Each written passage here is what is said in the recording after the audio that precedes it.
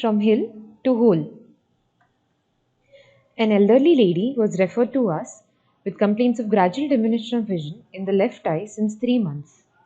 The best corrected visual acuity was 6/6 part in the right eye and 6/60 in the left eye.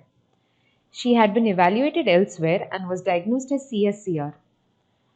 Anterior segment examination was normal for age in both the eyes. Fundus examination of the right eye had an age-related epiretinal membrane with no foveal contour distortion. Her left eye showed a bullous macular detachment. She had a partial PVD in both the eyes. The axial length in the right eye was 22.96 mm and in the left eye was 22.93 mm. So we had differentials of chronic CSCR or a PCV, a retinoschisis due to optic disc pit, and a traumatic retinoschisis. We went ahead and did an OCT for the patient. The enhanced an EDI OCT showed a small opening with multi-layered retinoschisis with a connection to the subretinal space. There was no localized traction on the retinal surface by the vitreous. There appeared to be a slit-like opening seen on one of the B-scan images. We started the patient on topical dorsalamide eye drops and reviewed the patient for an FFE. The patient's vision remained status quo with a marginal decrease in the SRF height on OCT. FFA showed a normal dye transit in the right eye. Left eye showed a small region of the late leakage in the late phase in the inferotemporal vascular arcade, suggestive of a late leakage due to a tractional cause. We repeated a macula detail which was status quo again, and on-face imaging was not possible due to large macular detachment. In one of our patients, priorly, we had tried intravitreal gas injection and it had not resulted in any improvement. So we went ahead and did an IVTA-assisted pars plana vitrectomy with over-the-hill ILM peeling with C3F8 gas injection, taking special care to include the area of the slit-like opening. First, a 3-port standard 26 gauge pars plana vitrectomy was done and the PVD was induced over the disc. Under partial fluid air exchange, we stained the ILM with BBG dye. The gentle rocking motion enabled uniform staining of the dye over the macular hill.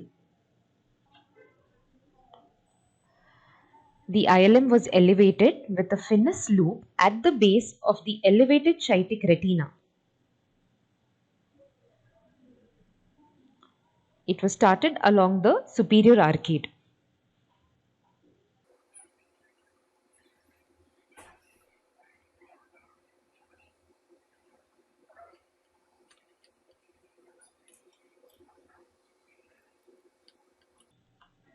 The first flap was peeled around the base.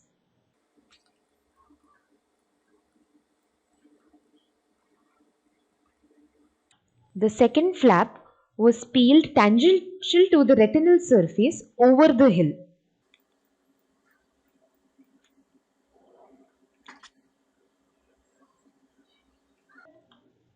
The ILM peel was removed in toto, carefully dissecting around the inferotemporal arcade. Fluid air exchange was done. A focal choroidal excavation was noted during base dissection, which was operated by raising the intraocular pressure. A C3F8 gas installation completed the procedure.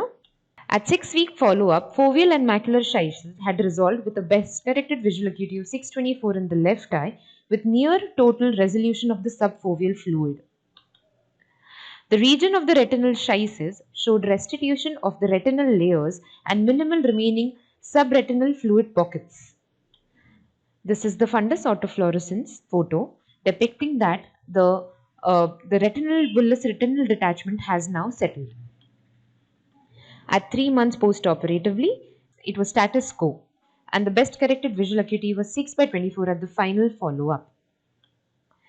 Why we are presenting this case is to highlight the utility of detailed imaging to pinpoint the principal insult as well as guide surgical planning. We would like to know the course and the management in cases of non-myopic retinal schisis from our seniors. Thank you.